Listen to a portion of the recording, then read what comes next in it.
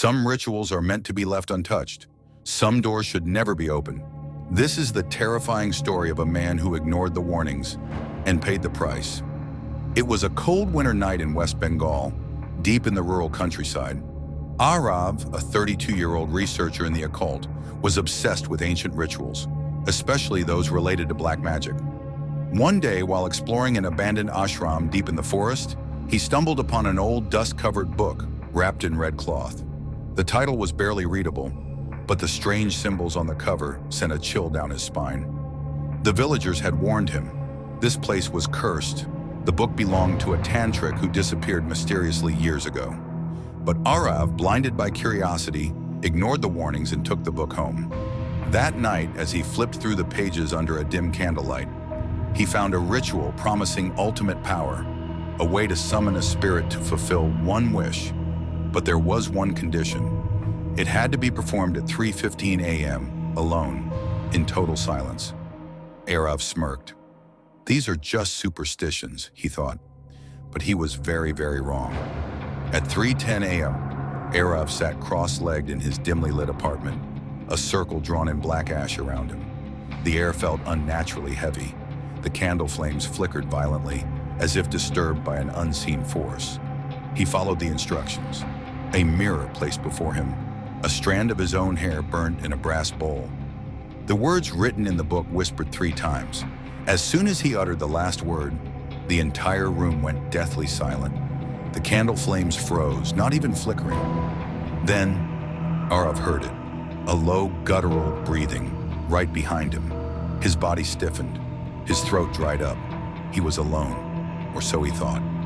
Slowly, with a pounding heart, Arav looked into the mirror. At first, it reflected only him. Then something moved.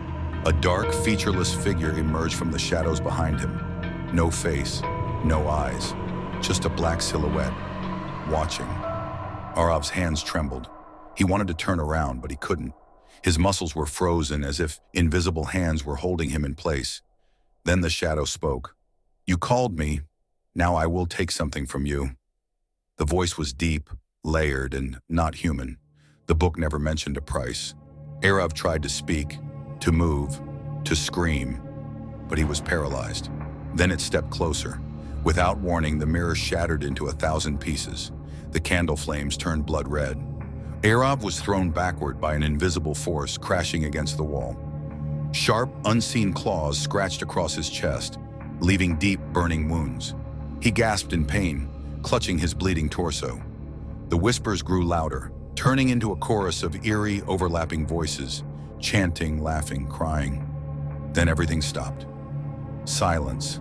Arav lay there, his breath ragged. The room was back to normal. No voices, no shadows. But something felt wrong. Then he looked down at his reflection in the broken mirror. His eyes were different, dark, empty. The entity hadn't left. It had entered him. For days after the ritual, Arav was no longer himself. He would wake up in strange places, with no memory of how he got there. His body would move on its own, his hands writing unknown symbols on the walls. The whispers never stopped. Then, the accidents started. First, his pet dog was found dead, its body twisted unnaturally. Then his best friend met with a freak accident, dying on the spot. Arav knew the truth. He had brought something into this world, and now it wanted more. Desperate, he sought out an old tantric, who upon seeing him, refused to enter his house. The tantric whispered, "You are possessed by a cursed spirit. If one more innocent dies, you will belong to it forever." Arav broke down. He had no time. The only way to break the curse was to burn the book at the same place he found it, before the next full moon. Terrified, weak, and desperate, Arav rushed to the abandoned ashram. But as soon as he set the book on fire, the air around him became thick, suffocating. The ground shook violently, and then a blood-curdling scream erupted from the flames. The spirit wasn't just angry, it was in pain. Arav collapsed, unconscious. When he woke up, the book was completely gone. The whispers were silent.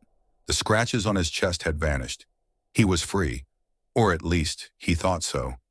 Because that night, just before falling asleep, he heard one last whisper. You burned me, but I never truly leave. The lights flickered, and the room went dark.